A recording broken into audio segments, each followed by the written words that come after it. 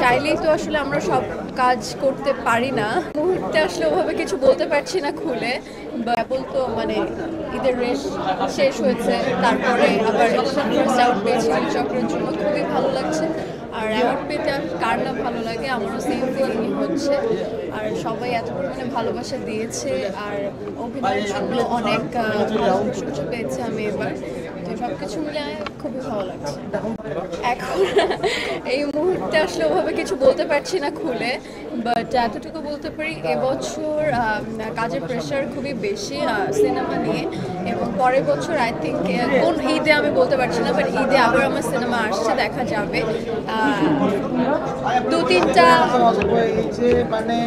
তিনটা কাজ নিয়ে আসলে এই মুহূর্তে খুবই বিজি সিনেমা নিয়ে। তো আর আমি চাই যে ডিরেক্টর প্রডিউসারের মাধ্যমে আসলে ঘোষণাটা আসুক, আমি না নেই এটাই বলছি। আসলে সিনেমা তো বেশ অনেকগুলোরই প্রপোজাল এসেছে। চাইলেই তো আসলে আমরা সব কাজ করতে পারি না, তো বেছে বেছে কাজ করা উচিত। স্ক্রিপ্ট ভালো বুঝে, ক্যারেক্টার ওয়াইজ বুঝে, সব কিছু মিলিয়ে আসলে। তো অনেক কাজে আসলে কো অ্যাক্টার মিলে যায় বেশ কিছু জায়গায়। এখন সব কিছু মিলিয়ে যদি আমাদের কাজটা হয়, তাহলে অবশ্যই ইন ফিউচার বা কিছুদিন পরে দর্শক আমাদের আবার একসাথে দেখতে পারবে। আর অন্যান্য সিনেমা অন্যদের সাথেও দেখতে পারে। আমি ভেরি কনফিউজড অ্যাকচুয়ালি কার সাথে দেখবে এই মুহূর্তে আমি বলতে পারছি।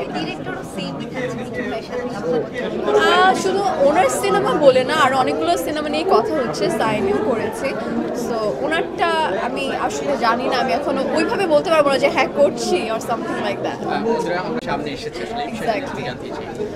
অ্যাকচুয়ালি কমার্শিয়াল ফিল্ম যেটা হয়, আমার যে দুটো হয়েছে, কাজল রেখা এবং নীলচক্র, দুটোই পুরো একদম গল্পের মাধ্যমে গিয়েছে। একটা আর্ট ফিল্ম বলা যেতে পারে, বিগ ক্যানভাসের মুভি, আর একটা নীলচক্র গিয়েছে।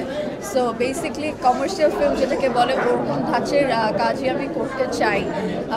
দিন শেষে আসলে মানুষ পারে না এরকম কিছু নেই, আর আমি তো নাচের মেয়ে, সেই টাইপের যে কোনো নাচই করতে পারি। সো আমি যেটাতে কমফোর্টেবল, আমি সেই কাজটা করতে বেশি স্বাচ্ছন্দ্য বোধ করবো। সো আমি চাই যে এরকম কোনো কাজ আসুক ইন ফিউচার, যেটাকে আমার মানে পারফেক্ট ওয়েতে আমি চাই। আমি চাইলে তো আসলে সব কিছু হয় না, সব কিছু আমার হাতে থাকে না। সো দেখা যাক। আসলে আমরা দেখছি